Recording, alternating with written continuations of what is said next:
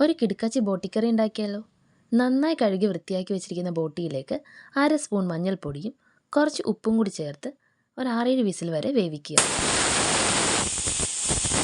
ഈ സമയം കുറച്ച് ഇഞ്ചി, വെളുത്തുള്ളി, പച്ചമുളക് നന്നായി ചതച്ചെടുക്കുക.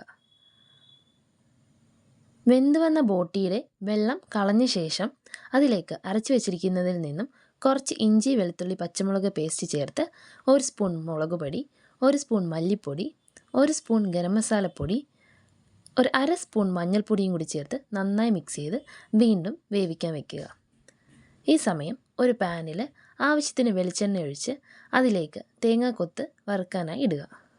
ഇതിലേക്കും ഒരു നുള്ളുപ്പും കൂടി ചേർത്ത് കൊടുക്കുക. തേങ്ങാക്കൊത്ത് ഗോൾഡൻ ബ്രൗൺ നിറം ആകുമ്പോൾ മാറ്റി വയ്ക്കുക.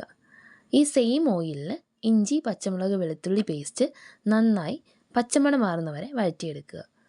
ഇതിലേക്ക് ഒരു 3 സവോള നീളത്തിൽ അരിഞ്ഞത് ചേർത്ത് നന്നായി വഴറ്റിയെടുക്കുക. കുറച്ച് നേരം അടച്ചു വയ്ക്കുക. സവാള ഗോൾഡൻ ബ്രൗൺ നിറമാകുന്നത് വരെ വഴറ്റുക.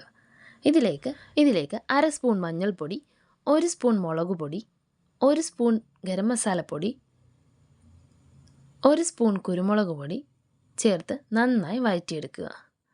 പൊടികളുടെയൊക്കെ പച്ചമണം മാറി നല്ല സ്മെല്ല് വരുന്ന സമയത്ത് 2 പഴുത്ത തക്കാളി ചേർത്ത് കൊടുക്കുക.